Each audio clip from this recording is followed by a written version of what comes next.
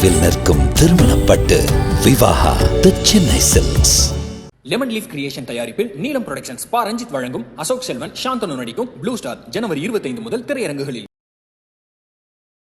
காவல்துறை தன்னிச்சையாக ஒரு நடவடிக்கை எடுத்துருச்சு அப்படின்னா அது வந்து பல்வீர் சிங் மேட்டர்ல நான் ஒத்துக்க மாட்டேன். தமிழ்நாட்டில் எத்தனை மந்திரிகள் மேலே கேஸ் இருக்கு, அத்தனை மந்திரிகளும் ராஜினாமா பண்ணணும், அத்தனை மந்திரி ஜெயிலுக்கு போனால் ஒத்துக்கிடுவீங்களா? அவ்வளோதான் பாயிண்ட். அப்போ இவர் வந்து சஸ்பெண்ட் தான் பண்ணப்பட்டிருக்காரு, இவர் குற்றம் சாட்டப்பட்டிருக்காரு, இன்னும் நீதிமன்றம் அவர் தண்டிக்கல. அப்போ ஒரு பணிபுரியலாமா இல்லையா? 11 குற்ற வழக்குகள் இருக்கக்கூடிய அமைச்சர்கள் பதவியில் இருக்கலாம், ஒரே ஒரு குற்ற வழக்கு இருக்கக்கூடிய பல்வீர் சிங் பதவியில் இருக்கக்கூடாதுன்னு நியாயம் இல்லை.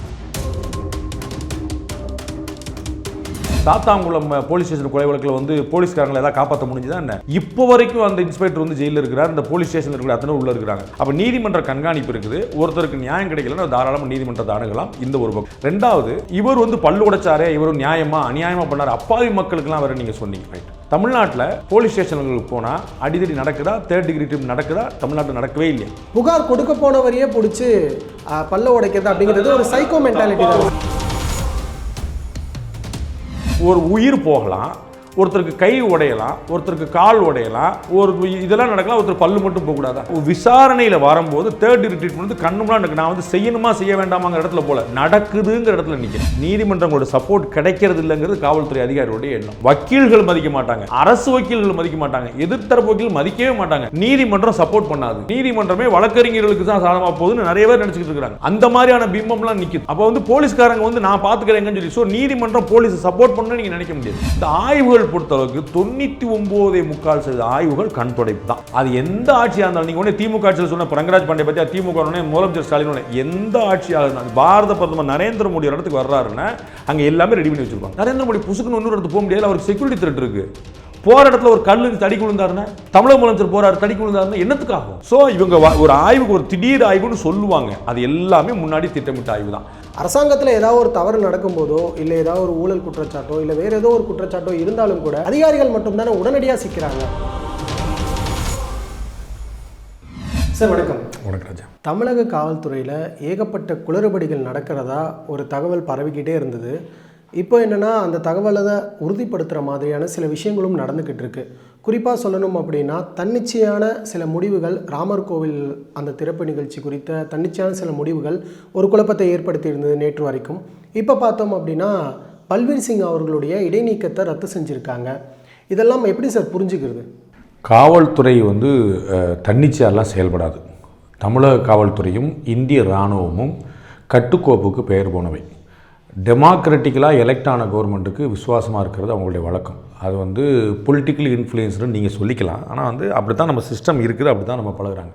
ஸோ காவல்துறை தன்னிச்சையாக ஒரு நடவடிக்கை எடுத்துருச்சு அப்படின்னா அது வந்து பல்வீர் சிங் மேட்டர்லையும் நான் ஒத்துக்க மாட்டேன், ராமர் கோவில் பிரச்சனையும் ஒத்துக்க மாட்டேன். அவருடைய சஸ்பென்ஷன் நீக்கப்பட்டதை பொறுத்தளவுக்கு ஒரு காவல்துறை அதிகாரி அவர் மேலே என்னென்ன லீகல் ஆக்ஷன்ஸ் இருக்குமோ அதெல்லாம் வந்து பண்ணிட்டாங்க. சார்ஜ் ஷீட் ஃப்ரேம் பண்ணிட்டாங்க, எஃப்ஐஆர் ஃப்ரேம் பண்ணிட்டாங்க, கோர்ட்டில் கேஸ் நடந்துகிட்ருக்கு. அவர் ஏற்கனவே கிட்டத்தட்ட 6 மாதமாக அவர் வந்து விசாரணையில் இருக்கிறாரு. அதற்கு பிறகு வந்து சஸ்பென்ஷன் முடிச்சுட்டு வேலையை விட்டார். இனி வேலையை பார்க்கலாம். வேலையை பார்க்கும்போது அவருக்கு வந்து கோர்ட்டு கேஸில் ஆர்டர் ஆச்சுன்னா அவர் வந்து தப்பு இருந்துச்சுன்னா ஜெயிலுக்கு போகிறார், அவ்வளோதான். ஸோ ஒரு ப்ராசஸை ஒரு ஸ்டான்ஸ் ஒரு பீரியடுக்கு பிறகு அவங்க வந்து வாபஸ் பண்ண தப்பு. காலம் பூரா ஒருத்தர் விசாரணைக்கு ஏதாவது சஸ்பெண்ட் பண்ணி வச்சிருக்க முடியுமா? தமிழ்நாட்டில் எத்தனை மந்திரிகள் மேலே 12 மந்திரிகள் மேலே கேஸ் இருக்கு. அத்தனை மந்திரிகளும் ராஜினாமா பண்ணணும், அத்தனை மந்திரி ஜெயிலுக்கு போனால் ஒத்துக்கிடுவீங்களா?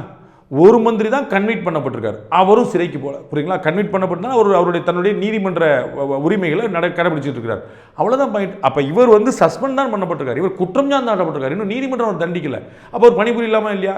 11 குற்ற வழக்குகள் இருக்கக்கூடிய அமைச்சர்கள் பதவியில் இருக்கலாம், ஒரே ஒரு குற்ற வழக்கு இருக்கக்கூடிய பல்வீர் சிங் பதவியில் இருக்கக்கூடாதுன்னு நியாயம் இல்லை. அதனால வந்து இதுவும் தன்னிச்சையான விஷயம் இல்லை, ஒரு இது வந்து அரசாங்கமே இல்லாமல் போலீஸில் எடுத்திருப்பாங்க, அரசாங்கத்தை சொல்லியிருப்பாங்க. ஏன்னா இது போலீஸ் டிபார்ட்மெண்டல் ஆக்ஷனுங்கிறனால டிஜிபிக்கு யாருனாலும் ரெக்கமெண்ட் இருக்கலாம், ஏடிஜிபி ரெக்கமெண்ட் இருக்கலாம், எஸ்பி ரெக்கமெண்ட் யாரோ சொல்லி நல்ல பையங்க, நல்லா ஆக்டிவான போலீஸ் அரசாங்கம் இருக்கலாங்க, சரிங்கன்னு சொல்லியிருப்பாங்க. ஒருவேளை நாளைக்கு பொலிட்டிஷியஸ் ஆயிடக்கூடாதுங்கிறக்கா கவர்மெண்ட்டுக்கு இன்ஃபார்ம் பண்ணியிருப்பாங்க, சார் அந்த பையனை திரும்ப சேர்த்தோம், ஏன்ப்பா சேர்க்குறீங்க, இல்லை சார் நல்ல பையன் சார் ஹேண்டில் பண்ணிக்கலாம், ரைட் ஓகே, இவ்வளோதான். அது வந்து பெருசாக வந்து ஒரு சதி திட்டம்லாம் நடந்திருக்காது. ஸோ ரெண்டுமே தன்னிச்சையான முடிவில் சட்டப்படியான முடிவு தான். இந்த இடத்துல தான் சார் இன்னொரு கேள்வி எழுது. என்ன அப்படின்னா, பல்வீர் சிங் விஷயம் அப்படிங்கிறது தமிழக அளவில் மிகப்பெரிய அதிர்வலைகளை ஏற்படுத்தி இருந்தது. என்ன நடந்தது? அந்த மக்களுக்கு வந்து அப்பாவி மக்களுக்கு ஏன் இந்த அளவுக்கு துன்புறுத்துறாங்க? விசாரணைக்கு அழைத்துட்டு வந்து பல்லப்படுங்கிற அளவுக்கு அவங்க என்ன தப்பு பண்ணிட்டாங்க அப்படிங்கிற கேள்விகள்லாம் எழுந்திருந்தது. அதே சமயம் விசாரணைக்கு அழைக்கப்பட்டவர்கள் இந்த மாதிரி ஒரு விஷயம் நடந்திருக்கு, ஒரு குற்றம் சாட்டியிருக்காங்க போலீஸ் ஆஃபீஸர் மேலே, உடனே வந்து செக் பண்ணணும் அப்படின்னு சொல்லி விசாரணைக்குள்ளே அழைக்கிறாங்க. அப்போ விசாரணைக்கு வந்தவர்கள் இங்கே போங்க, நாளைக்கு வாங்க, அப்புறமா வாங்க அப்படின்னு சொல்லி அழைக்கப்படுறாங்க. இப்போ அவங்களுக்கான நீதி இப்போ வரைக்கும் கிடைக்கல. ஆனால் ஒரு போலீஸ் ஆஃபீஸர் மேலே குற்றம் சொல்கிறாங்க, அவருக்கு உடனடியாக அவர் வந்து இப்போதைக்கு போய் வேலையை வந்து ரெஸ்யூம் பண்ணிக்கலாம் அப்படிங்கிற மாதிரி அவர் மீதான இடைநீக்கம் ரத்து செய்யப்படுது இல்லையா? 2 விஷயம். ஒன்று, இந்த பல்லு உடைக்கப்பட்டவங்களுக்கான நீதி, இன்னொன்று பல்வீர் சிங் அவருக்கான நீதி. 2ஆக பிரிப்போம். பல்லு உடைக்கப்பட்டவங்களுக்கான நீதி ஏற்கனவே கோர்ட்டில் இருக்குது. கோர்ட்டில் இவங்க தாக்கல் பண்ணாங்கன்னா தமிழ்நாட்டில் 150 சமூக நீதி வழக்கறிஞர்கள் இருக்கிறாங்க. எல்லாரும் போய் தாராளமாக உள்ளே போட்டு வந்து இல்லை கேஸே நடக்கலை, எல்லாம் ஹாஸ்டல் சாட்சியாக மாட்டாங்க, எல்லாரும் மிரட்டாங்கன்னு போட்டு அவங்க பண்ணலாம், என்னன்னாலும் பண்ணலாம், ஒன்றும் பிரச்சனை இல்லை. சாத்தாங்குளம் போலீஸ் ஸ்டேஷன் கொலை வழக்கில் வந்து போலீஸ்காரங்களை ஏதாவது காப்பாற்ற முடிஞ்சுதான் என்ன? இப்போ வரைக்கும் அந்த இன்ஸ்பெக்டர் வந்து ஜெயிலில் இருக்கிறார், இந்த போலீஸ் ஸ்டேஷனில் இருக்கிற அத்தனை உள்ளே இருக்கிறாங்க. ஸோ ஒரு தப்பு நடந்துச்சுன்னா நீதிமன்றம் தலையிடுது. இந்த விஷயத்தில் நீதிமன்றம் சொல்லாமலா நடந்துருச்சு? பல்வீர் சிங் மேலே நீதிமன்றம் ஆக்ஷன் எடுக்க சொல்லலையா? எப்படி நடந்துருச்சா? அப்போ நீதிமன்ற கண்காணிப்பு இருக்குது. ஒருத்தருக்கு நியாயம் கிடைக்கலன்னா தாராளமாக நீதிமன்றத்தை அணுகலாம். இந்த ஒரு பக்கம். 2வது, இவர் வந்து பல்லு உடைச்சாரே, இவர் நியாயமாக அநியாயமாக பண்ணார், அப்பாவி மக்களுக்கெல்லாம் வேறு நீங்கள் சொன்னீங்க. ரைட். தமிழ்நாட்டில் போலீஸ் ஸ்டேஷன்களுக்கு போனால் அடிதடி நடக்குதா? 3rd டிகிரி ட்ரிப் நடக்குதா? தமிழ்நாட்டில் நடக்கவே இல்லையா? எல்லா இடத்துலையும் நடக்குதுல்ல. ரைட். தமிழ்நாடுனால தமிழ்நாடு பிடிச்சாங்க. தமிழ்நாடு திமுக பாஜக அப்படிலாம் நான் யோசிச்சிட மாட்டீங்கன்னு நினைக்கிறேன். நான் வந்து தமிழ்நாடு பற்றி பேசுகிறோம். அப்போ வந்து தமிழ்நாடு போலீஸில் 3rd டிகிரி ட்ரீட்மெண்ட் நடக்குது. செயினை பறிச்சுட்டு ஒருத்தர் ஓடி அந்த பொம்பளையை வந்து தலகரதான் இழுத்துட்டு போகிறார். அதுக்கு வந்து நாளைக்கு வந்து அவருக்கு வந்து 3 நாள் தண்டனையோ 1 வாரம் தண்டனையோ கொடுக்க போகிறாங்க ஜெயிலில். முடிஞ்சு வச்சு.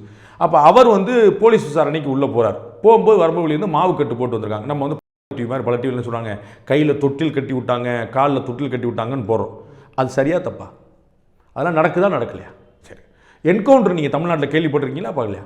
தமிழ்நாட்டில் திமுக ஆட்சியில் என்கவுண்டர் நடந்திருக்கா? நடக்கலையா? இப்போ கேள்விப்பட்டு கொண்டு நடந்துகிட்டே இருக்கு. இப்போ நடந்துகிட்டே இருக்கும். அப்போ என்ன, ஒரு உயிர் போகலாம், ஒருத்தருக்கு கை உடையலாம், ஒருத்தருக்கு கால் உடையலாம், ஒரு இதெல்லாம் நடக்கலாம், ஒருத்தர் பல்லு மட்டும் போகக்கூடாதா? அப்போ விசாரணையில் வரும்போது 3rd டிகிரி ட்ரீட்மெண்ட் வந்து கண்ணுலாம் நான் வந்து செய்யணுமா செய்ய வேண்டாமாங்கிற இடத்துல போல நடக்குதுங்கிற இடத்துல நிற்கிறேன். உங்களுக்கு புரியுங்களா? நீங்கள் ஆக்சிடென்ட் வேணுமான்னு நான் சொல்லுவேன்னா, ஆக்சிடென்ட் நடக்குது நான் சொல்லலாம்ல. உங்களுக்கு ஆக்சிடென்ட் நடக்குது சார், தமிழ்நாடு இந்தியாவிலே நம்பர் 1 மாநிலம் சார் ஆக்சிடென்ட்லாம் சொல்லுவேன் இல்லை. அது நீங்கள் வந்து எப்படி சார் சொல்லுங்க கேட்க முடியாது. அப்போ நான் வக்காலத்து வாங்குறேன்னு நினச்சிடக்கூடாது. I am telling that it is happening. I am not telling that it should happen. புரியுதுங்களா? அப்போ கை உடையுது, கால் உடையுது, என்கவுண்டரில் உயிரே போகுது. ஆனால் பல் உடைஞ்சது வந்து எல்லா மீடியாவும் பல்ல உடைச்சிட்டாரு, பல்ல உடைச்சா. அதுக்கு முன்னாடி கையை உடைச்சாங்க கேட்கல. இன்னைக்கு பல்வீர் சிங்னு ஒரு பேர் தெரியுது உங்களுக்கு. கை உடைச்சவங்க பேர் சொல்லுங்க, கால் உடைச்சவங்க பேர் சொல்லுங்க, என்கவுண்டர் பண்ணவங்க பேர் சொல்லுங்க. யார் ஒருத்தராவது பேர் தெரியுமா உங்களுக்கு? இவ்வளவுதான் பாயிண்ட். அப்போ அதுவும் தவறு, இதுவும் தவறு தானே சார்? குறிப்பாக நீங்கள் வச்சுக்கலாம். அதெல்லாம் நீங்கள் சொன்னதில் எல்லாத்துலேயுமே பார்த்தோம் அப்படின்னா, யாரோ ஒருத்தர் குற்றம் செஞ்சுருக்காங்க, இல்லை குற்றம் சாட்டப்பட்டிருக்காங்க, அப்படிதான் புகார் கொடுக்க போனவரையே பிடிச்சி பல்ல உடைக்கிறது தப்பா ஒன்று நடந்துருந்துச்சு அப்படின்னா, சரி பாருங்க, ஒன்று புரிஞ்சுக்கணும். என்கவுண்டர் தமிழ்நாட்டில் வந்து எனக்கு விவரம் தெரிஞ்சே ஒரு 100ஆவது நடந்திருக்கும். எனக்கு வேற எல்லா ஆட்சியிலையும் குறையாத கூடவே நடந்திருக்கும்.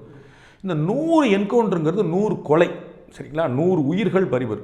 ஏன் சார் தமிழ்நாட்டில் கொந்தளிப்பே வரல? ஏன்னா அந்த 100 என்கவுண்டரில் போனவங்களும் நியாயவான்கள் கிடையாது, மகாத்மா காந்தி கிடையாது, நல்லவங்க இல்லை. அவங்க ஏதோ விசாரணை இருந்தாங்க, குற்றம் வந்து வழக்கு ஏதோ இருந்துச்சு, ஹிட் லிஸ்ட்டில் இருந்திருப்பாங்க, ரவுடி லிஸ்ட்டில் இருந்திருப்பாங்க, போலீஸ் ஸ்டேஷனுடைய ஹிஸ்ட்ரி லிஸ்ட் ஏதோ ஒன்று இருந்திருக்கும். ஏதோ ஒன்று ஒவ்வொருத்தருக்கு ஒவ்வொன்று கணக்கு தேடப்பட்டிருப்பாங்க. வெளிமாநிலத்தை சேர்ந்தவங்க இருப்பாங்க, வட மாநிலத்தில் பேங்க் கொள்ளையராக இருப்பாங்க, ஏதோ ஒன்று ஓடிட்டது. அதுதான் பாயிண்ட். அப்போ அதை தாண்டி ஒருத்தர் அப்பாவையும் செத்துட்டாரு அப்படின்னா கட்டாயம் நம்ம நீதிமன்றத்துக்கு போகணும். இந்த கேஸில் அப்படி தான் சார் நடந்துருக்கு. நீதிமன்றம் சார், நான் வந்து பல்வீர் சிங் வந்து நல்லவர்னு சொல்லலை, பல்வீர் சிங் அப்படி தான் சார் செய்வார்னு நான் சொல்லலை. நீதிமன்ற கதவு திறந்தே இருக்குன்னு நான் சொல்கிறேன். அவர் வந்து தவறு 15 பேர் பல்ல உடைச்சாங்க சார், நாங்கள் அதை பற்றி பேசலை. 16வது ஆள் வந்து ஒரு நியாயவான் சார், நல்ல மனுஷன், அவர் பல்ல உடைச்சிட்டாரு. நீங்கள் தயவுசெய்து பார்க்கணும், பல்வீர் சிங் மேலே கேஸ் வந்தபோது, ஆக்ஷன் வந்தபோது அந்த அம்பாசமுத்திரம் அந்த ஏரியாவில் வந்து எவ்வளோ பிரச்சனை பொதுமக்கள் பண்ணாங்க. நீங்கள் தயவுசெய்து நீங்கள் வரலாறு திருப்பி பாருங்கள், பேப்பர் எடுத்து பாருங்கள். பொதுமக்கள் கொந்தளிச்சு அவர் மேலே எந்த ஆக்ஷன் எடுக்கக்கூடாது. இவர் வந்த பிறகு தான் ரவுடிகள் அட்டாசம் ஒழிஞ்சது, இவர் வந்த பிறகு தான் சட்டம் ஒழுங்கு நிலைநாட்டப்பட்டிருக்கு அப்படின்னு. அப்போ பொதுமக்கள் சொன்ன ஜனநாயகம் இல்லையா, மக்களுக்கு மதிப்பு கொடுக்க இதெல்லாம் இருக்கா இல்லையா நீங்கள் யோசிக்க. அவ்வளோதான் நான் சொல்கிறேன். இதை தப்பாக வச்சு போலீஸ்காரங்கனால நான் லத்தி வச்சிருக்கீங்கனால துப்பாக்கி வச்சு போராடம் பூரா சுட்டுட்டு போவேன்னா அது நம்ம ஒத்துக்க முடியாது. சொல்ல போறீங்களா? அப்போ எங்கேயாவது மிஸ்மேட்ச் ஆகிருக்குது, கட்டாயம் நீதிமன்றம் ஏதாவது காவல்துறைக்கு வக்காலத்து வாங்குதா? நம்ம பார்த்துருக்கோமா? இன்னும் சொல்ல போனால் நீங்கள், நான் ஒரு போலீஸ் ஃபேமிலியை சேர்ந்துறேன், அதனால் எனக்கு கொஞ்சம் டீட்டெயிலாக தெரியும். காவல்துறை ஆஃபீஸர்கிட்ட கேட்டு பாருங்கள், நீதிமன்றங்களோட சப்போர்ட் கிடைக்கிறது இல்லைங்கிறது காவல்துறை அதிகாரிகளுடைய எண்ணம். வக்கீல்கள் மதிக்க மாட்டாங்க, அரசு வக்கீல்கள் மதிக்க மாட்டாங்க, எதிர்த்தரப்பு வக்கீல் மதிக்கவே மாட்டாங்க. நீதிமன்றம் சப்போர்ட் பண்ணாது, நீதிமன்றமே வழக்கறிஞர்களுக்கு தான் சாதகமாக போகுதுன்னு நிறைய பேர் நினச்சிக்கிட்டு இருக்கிறாங்க. அந்த மாதிரியான பிம்பம்லாம் நிற்குது. அப்போ வந்து போலீஸ்காரங்க வந்து நான் பார்த்துக்கிறேங்கன்னு சொல்லி, ஸோ நீதிமன்றம் போலீஸை சப்போர்ட் பண்ணணும்னு நீங்கள் நினைக்க முடியாது. நீதிமன்றம் வந்துச்சுன்னா நியாயமான வாய்ப்பை பார்க்குது. அதுக்கு தான் உங்களுக்கு சாத்தாங்குளம் சம்பவத்தை நான் சொன்னேன். அதிகாரிகளின் கட்டுப்பாட்டில் அரசாங்கம் இயங்குதா அப்படிங்கிற ஒரு கேள்வி ஒன்று மறுபடியும் உங்ககிட்ட வைக்கணும்னு ஏன்னா இந்த கேள்வி ஏன் அப்படின்னா தொடர்ந்து நிறைய சம்பவங்கள் நடக்குது, சொல்லப்போனால் குற்றச்சம்பவங்களே நிறைய நடக்குது. அப்படி நடக்கும்போது அந்த தருணத்தில் அது பெரிதளவில் பேசப்படுது, உடனடி நடவடிக்கைகள் எடுக்கப்படும்னு உறுதியளிக்கப்படுது, நிறைய விஷயங்கள் நடக்குது. எக்ஸாம்பிளுக்கு சொல்லணும் அப்படின்னா வேங்கை வயல் விஷயத்தில் கூட உடனடியாக துரித நடவடிக்கைகள் நிறைய எடுக்கிற மாதிரி காட்டினாங்க, நிறைய போலீஸ் போனாங்க, நிறைய என்கொயரி கமிஷன் வச்சாங்க, நிறைய பண்ணாங்க. ஆனால் இப்போ வரைக்குமே அதற்கான விடை அப்படிங்கிறது கேள்விக்குறியாக தான் சார் இருக்குது. இல்லை, அதாவது அதில் மட்டுமே இல்லை, திரு நேரு அவருடைய சகோதரருடைய மரணத்தில் கூட இன்னும் பதில் கிடைக்கல. இதுவாது இந்த ஆட்சி வந்த பிறகு, அது போன ஆட்சிக்கு முந்தின ஆட்சியில் அவ்வளோ பழசுது. அப்போ சில கேசஸ் இந்த மாதிரி காம்ப்ளிகேஷன்ஸ் இருக்கும். அது இன்சைடர்ஸ் இருப்பாங்க, உள்ளே சொல்லியிருக்க மாட்டாங்க, வேறு ஏதாவது பழி வாங்குறது இருக்கும், 150 காரணங்கள் இருக்கும். நமக்கு அதை சரியாக எக்ஸ்ப்ளோர் பண்ண தெரியாது. அப்போ 1-2 கேஸில் வரனால உடனே இன்னெஃபிஷியன்சி அப்படின்னோ, போலீஸோட இன்னெஃபிஷியன்சினோ, போலீஸ் தன்னிச்சையாக செயல்படுறாங்கன்னோ, போலீஸோடைய கட்டுப்பாட்டில் அரசாங்கம் இருக்குன்னு சொல்ல முடியாது. Police sincerely they are trying. இப்போ வேங்கை வயல் சம்பவங்கிறது ஒரு அரசாங்கத்துக்கு மட்டுமில்லை, ஒரு சமூகத்துக்கே அவமானம். புரியுதுங்களா? ஒரு இந்த சொசைட்டிக்கு அவமானம், கம்யூனிட்டிக்கு இல்லை, சொசைட்டிக்கு நான் சொல்ல. அப்படி ஒரு சம்பவம், குடிநீரில் மலம் கலக்கிறது மாதிரியான ஒரு சம்பவங்கிறது குரூரமான சிந்தனை. புரியுங்களா? அப்போ சொசைட்டிக்கு எங்கடா நம்ம இருக்கோம், நம்ம 21ஆம் நூற்றாண்டு கம்ப்யூட்டர் யுகம், இஸ்ரோன்னு என்னமோ பேசிட்டு இருக்கோம், இந்நேரம் என்னடா பண்ணிக்கிட்டு இருக்கீங்க அப்படிங்கிற ஒரு ஆதங்கம் அது. அப்போ இதை அரசாங்கம் நிச்சயமாக சப்போர்ட் பண்ணாது, அதில் ஒன்றும் குழப்பம் இல்லை. நம்ம அதனால் காவல்துறையின் கையாளாகத்தனம், அதனால் காவல்துறை தன்னிச்சைத்தனம், அதனால் காவல்துறை கட்டுப்பாட்டில் அரசாங்கம், இதெல்லாம் நான் ஏற்க மாட்டேன். அது ஒரு காம்ப்ளிகேஷன். நான் ஏற்கனவே சொன்ன மாதிரி கே.என். நேருடைய தம்பி அவருடைய ராமஜெயம் கொலை வழக்கில் அது இருக்குது. அது மாதிரி இன்னும் நீங்கள் நிறைய விஷயங்கள் நீங்கள் சொல்ல முடியும், இன்னும் கூட சொல்ல முடியல, இன்னும் கூட பிடிக்க முடியல, நிறைய கேசஸ் இருக்கும். இதெல்லாம் rarest of the rare cases. அது ரொம்ப மெட்டிகுலஸ். ஏன்னா இது உள்ளே இருக்கக்கூடிய யாரோ ஒருத்தர் பண்ணதுங்கனால அது கண்டுபிடிக்கிறேன். இது ஆந்த கலந்து ஒரு கொள்ளையர்கள் போட்டு போன விஷயம் இல்லை. ஸோ வட மாநிலங்களில் வந்த கொள்ளையர்களை தமிழ்நாடு போலீஸ் துண்டாக தூக்கிருச்சு. சரிங்களா? அப்போ வெளிநாட்டில் உள்ளே இருக்கக்கூடிய சம்பவத்தில் ஒன்று நடக்கும்போது பக்கத்து இருக்காரங்க, பக்கத்து வீட்டுக்காரங்க, எதிர்த்து இருக்காரங்க, இப்படி பண்ணும்போது அது கொஞ்சம் சேலஞ்ச் தான். அது இவங்க நிறையா அடித்து பிடிச்சி விசாரணை பண்ணி நிறையா நடத்துகிறாங்க. அது உண்மை வெளிவரும் நான் நம்புகிறேன். அதை வச்சு நம்ம ஒரு முடிவு வரும். ஒரு சில தகவல்கள் பத்திரிகை செய்திகளில் கூட அடிக்கடி வந்துக்கிட்டு இருக்கு, வாரந்தோறும் வருதுன்னு கூட சொல்லலாம். அதிகாரிகளுடைய கட்டுப்பாட்டில் தான் அமைச்சர்களும் இருக்காங்க, முதலமைச்சரும் இருக்காங்க. அதிகாரிகள் என்ன சொல்கிறாங்களோ அதை நம்பிடுறாங்க. இப்போ களத்தில் ஒரு ஆய்வு மேற்கொள்கிறாங்க அதிகாரிங்க, ஆனால் அந்த இடத்துல அமைச்சர் வர்றதுக்கு முன்னாடியே அவங்க ஒரு ரிசல்ட்டை ரெடி பண்ணி வச்சுட்டு அதை சொல்கிறாங்க. அதை அமைச்சரும் ப்ரெஸ் மீட்டில் சொல்கிறாப்புல. வேறு ஒன்றுமே அவங்க ஃபீல்டில் இறங்கி எந்த கிரவுண்ட் ஒர்க்கையும் சரியாக கவனிக்க மாட்டுறாங்க. அதிகாரிகள் சொல்கிறதா அமைச்சர்கள் நம்புகிறாங்க அப்படிங்கிற ஒரு குற்றச்சாட்டு இருக்கே சார். அதிகாரிகளும் அரசாங்கமும், அதாவது அமைச்சரவை அப்படிங்கிறது பார்த்தீங்கன்னா புருஷன் பொண்டாட்டி உறவு மாதிரி இருக்கும். அவர்கள் ஒரு போக்கில் இவங்க ஒரு போக்கில் செய்ய முடியாது. நீங்கள் என்ன நினைக்கிறீங்க? அமைச்சர் ஒன்று சொல்லுவார், செக்ரட்டரி வேறு சொல்லணும்னு நினைக்கிறீங்களா? இல்லை செக்ரட்டரி ஒன்று சொல்லுவார், அமைச்சர் வேறு செய்யணும்னு நினைக்கிறீங்களா? 2 பேரும் ஒன்று சிங்க் ஆனால் தான் சரியாக இருக்கும். எனக்கு தெரிஞ்சு நான் முதல்ல கேள்விப்பட்டிருக்கேன், வேறு ஒரு பீரியடில் இந்த மாதிரி பொங்கல் காசு கொடுக்கணும்னோ இல்லாட்டி கரும்பு கொடுக்கணும் இந்த மாதிரிலாம் பேசும்போது, இல்லை நிதித்துறை சிலர் ஒத்துக்க மாட்டார், இல்லை தலைமைச் செயலர் ஒத்துக்க மாட்டார்லாம் கவலைப்பட்டிருக்காங்க. ஸோ அவர்களும் அதிகாரிகள் கவனத்தை எடுத்திருக்காங்க. அதிகாரிகளும் அந்த மாதிரி இதுக்கான வழிகளை பண்ணுவாங்க. இந்த பிரச்சனை இப்போ இல்லை, சத்துணவு திட்டம் முதல்ல கொண்டு வரணும்னு சொல்லி சொன்னபோது காமராஜர் கொண்டு வந்த போதே அதிகாரிகள் முடியாதுங்க, காசு கிடையாது, நீங்கள் தமிழ்நாடு முழுக்க சாப்பாடு போடுன்றீங்க, சாப்பாடுக்கு காசு வேணும்ல, சாப்பாடுக்கு காசு இல்லைங்க அப்படின்னு சொல்லியிருக்காங்க. அப்போ இவங்க ஏழைகளுக்கு எதிராக இருக்காங்கிறது இல்லை, அவங்களுடைய வேலை ஃபைனான்ஸை மெயின்டைன் பண்ணுறது. அப்போ சார் நம்மகிட்ட 100 ரூபா தான் இருக்குது, நீங்கள் 1000 ரூபாய்க்கு பட்ஜெட் சொல்கிறீங்க, 900 ரூபா எங்கே போகணும்? கடன் தான் சார். கடன் வாங்கினா தமிழ்நாடு தானே கடன். கடன்கிறது ரங்கராஜ் பாண்டியோட கடன் கிடையாது, தமிழ்நாட்டுக்கான கடன் தானே. அப்போ அது எப்படி அடைப்போம்? அப்போ நிர்வாகம்ங்கிறது வேறு விஷயம். ஸோ 2 ஒன்றுக்குள்ள ஒன்று தான் இருப்பாங்க. ஒன்று, இந்த ஆய்வுகள் பொறுத்தளவுக்கு 99.25% ஆய்வுகள் கண் துடைப்பு தான். அது எந்த ஆட்சியாக இருந்தாலும், நீங்கள் உடனே திமுக ஆட்சியில் சொன்ன ரங்கராஜ் பாண்டே பற்றி, திமுக முதலமைச்சர் ஸ்டாலின் எந்த ஆட்சியாக இருந்தாலும், பாரத பிரதமர் நரேந்திர மோடி ஒரு இடத்துக்கு வர்றாருன்னா அங்கே எல்லாமே ரெடி பண்ணி வச்சுருப்பாங்க. நரேந்திர மோடி புசுக்குன்னு இன்னொரு இடத்துக்கு போக முடியாது, அவருக்கு செக்யூரிட்டி த்ரெட் இருக்குது. போகிற இடத்துல ஒரு கல்லு தடிக்கு விழுந்தாருன்னா, தமிழக முதலமைச்சர் போகிறாரு தடிக்கு விழுந்தாருன்னா என்னத்துக்காகும்? ஸோ இவங்க ஒரு ஆய்வுக்கு ஒரு திடீர் ஆய்வுன்னு சொல்லுவாங்க, அது எல்லாமே முன்னாடி திட்டமிட்ட ஆய்வு தான். அது மீறி தான் பல தப்பு நடக்குது. இப்போ நம்ம பார்க்குறோம், மருத்துவத்துறை அமைச்சர், சுகாதாரத்துறை அமைச்சர் திரு மா சுப்பிரமணியம் இருக்கார். இவர் சில இடங்களில் சர்ப்ரைஸ் விசிட் போகிறார், நான் கவனிச்சிருக்கேன். அது சில சொல்லாமல் கொள்ளாமல் சில இடங்கள், ஏன்னா அவர் வாக்கிங் போகிறவர், ஜாக்கிங் போகிறவர், அப்படி போகும்போது இடையில ஒரு ஹாஸ்பிட்டலில் பார்த்தா நிற்கிறாரு. அப்போ நிறையா கடுப்பாகி கத்தி, என்னன்னா இன்னும் வெள்ளை மாத்திரையாக வச்சுருக்கீங்க, இன்னும் பழசாக வச்சுருக்கீங்கன்னு சொல்லி ஒரு சில ஆக்ஷன் எடுத்து சர்வெல்லாம் பண்ணி அதெல்லாம் நடந்திருக்கு. வேலூரில் இந்த மாதிரி நிறைய இடங்கள் அது நடந்திருக்கு. ஸோ உண்மையான சர்ப்ரைஸ் விசிட் ரொம்ப ரேராக தான் நடக்கும். 99.25% விசிட்டுகள் எல்லாமே, ஆய்வுகள் எல்லாமே ஏற்கனவே எல்லாம் முதலமைச்சர் நேராக பல போலீஸ் ஸ்டேஷனுக்கு ஆய்வு போயிருக்காரு. பார்த்துருக்கீங்களா? எஸ்ஐ உட்கார சீட்டில் உட்காந்துருப்பார், அது புசுக்குன்னு போய் உட்காந்துருவாரா என்ன? அது டிஜிபியிலேருந்து சொல்லப்பட்டு அந்த எஸ்பி வரைக்கும் எல்லாரும் வெளியில் நிற்பாங்க. எல்லாரும் இவர் உள்ளே போய் பார்த்தா அந்த ஸ்டேஷன்காரரும் 4 போல் 8 மட்டும் நிற்பாங்க. ஆனால் ஸ்டேஷன் வெளியே பார்த்தீங்கன்னா எஸ்பி நிற்பார், டிஎஸ்பி நிற்பார், ஐஜி நிற்பார். ஒரு சிஎம் போகும்போது நீங்கள் மட்டும் போங்க சார், நீங்கள் திடீர் ஆய்வு தானே நீங்களே போய்க்கிங்க அப்படிலாம் சொல்ல முடியாதுல்ல. ஸோ அதுக்கு ப்ரோட்டோக்கால் இருக்குது, சேஃப்டி இருக்குது, செக்யூரிட்டி இருக்குது, அண்ட் நடைமுறை சிக்கல்கள் நிறையா இருக்குது. நீங்கள் வந்து அது வந்து ஒரு ஆய்வு பண்ணுறேன்னா படக்கம் பண்ண முடியாது. பட் அந்த கீழே இருக்கக்கூடிய அதிகாரிகள் அடுத்த இருக்கக்கூடிய அமைச்சர் பண்ண அவங்க பண்ணிகிட்டே இருக்கணும், அதில் ஒன்றும் குழப்பம் இல்லை. ஸோ ஆய்வுகள் வந்து கண் துடைப்பு அப்படின்னா ஆமாம் 99.4% அப்படி தான் நடக்கும். அரசாங்கமும் அரசு அதிகாரிகளும் ஒன்று அப்படின்னு நீங்கள் குறிப்பிட்டிருந்தீங்க. ஆனால் அரசாங்கத்தில் ஏதாவது ஒரு தவறு நடக்கும்போதோ இல்லை ஏதாவது ஒரு ஊழல் குற்றச்சாட்டோ இல்லை வேறு ஏதோ ஒரு குற்றச்சாட்டோ இருந்தாலும் கூட அதிகாரிகள் மட்டும்தானே உடனடியாக சிக்கிறாங்க. அது ஏன்னா அவங்க பேப்பரில் கையெழுத்து போட்டுடுறாங்க, அமைச்சர்கள் பேப்பரில் கையெழுத்து போட மாட்டாங்க, அதனால் அவங்க மாட்டுவாங்க. ஒரு பணம் சாங்ஷன் பண்ணுற அதிகாரம் அமைச்சர் கிடையாது. அரசாங்கம் என்ன சொல்லுது, சட்டம் என்ன சொல்லுது, ஸ்டாண்டர்டு ஆப்ரேஷன் ப்ரொசீஜர் என்ன சொல்லுது, ஒரு 100 கோடி ரூபா ஒரு கரும்புக்காக நம்ம வந்து பட்ஜெட் அலாட் பண்ணுறோம்.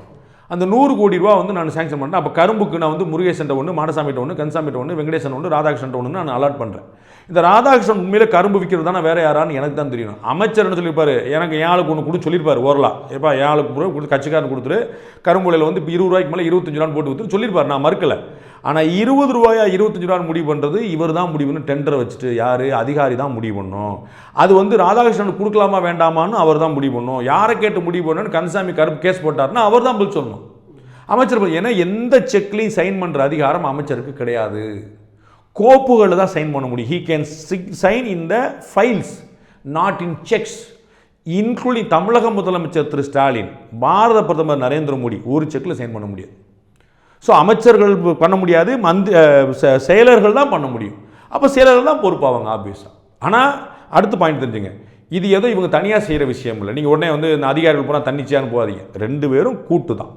இவங்களுக்கு என்ன நடந்தாலும் அவருக்கு தெரியும், அவருக்கு என்ன நடந்தாலும் இவருக்கு தெரியும், தெரியாமலாம் ஒன்றுமே நடக்காது. என்னோட இறுதி கேள்வியாக உங்ககிட்ட வைக்கணும்னு நான் நினைக்கிறது என்ன அப்படின்னா, இப்போது அதிகாரத்தினுடைய உயர்மட்டத்தில் இருக்கக்கூடியவங்க ஏதாவது ஒரு தவறு செய்கிறாங்க, இல்லை அவரை சார்ந்தவங்க ஏதாவது தவறு செய்கிறாங்க அப்படின்னு சொன்னால், எடுத்துக்காட்டுக்கு எம்எல்ஏ கருணாநிதி அவர்களுடைய மகள் மீது ஒரு குற்றச்சாட்டு இருக்குது, வன்கொடுமை குற்றச்சாட்டு.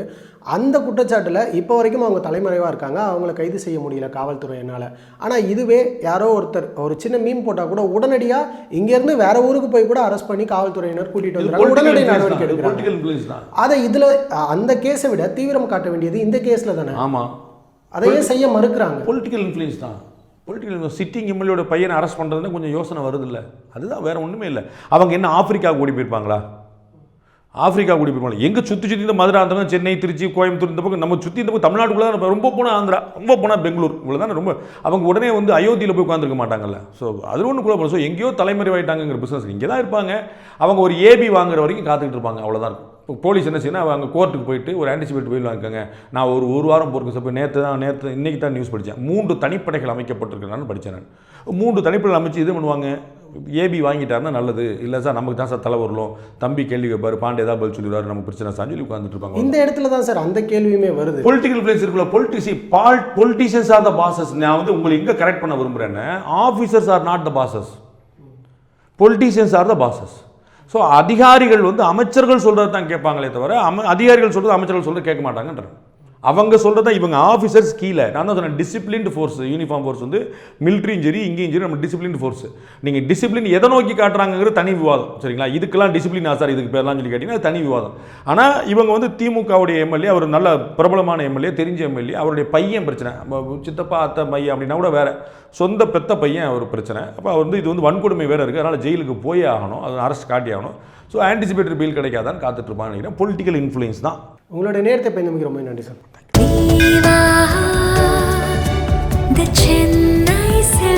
நினைவில் நிற்கும் திருமணப்பட்டு Vivaha the Chennai silks. Lemon leaf creation தயாரிப்பில் நீலம் புரொடக்ஷன்ஸ் பா ரஞ்சித் வழங்கும் அசோக் செல்வன், சாந்தனு நடிக்கும் ப்ளூ ஸ்டார் ஜனவரி 25 முதல் திரையரங்குகளில்.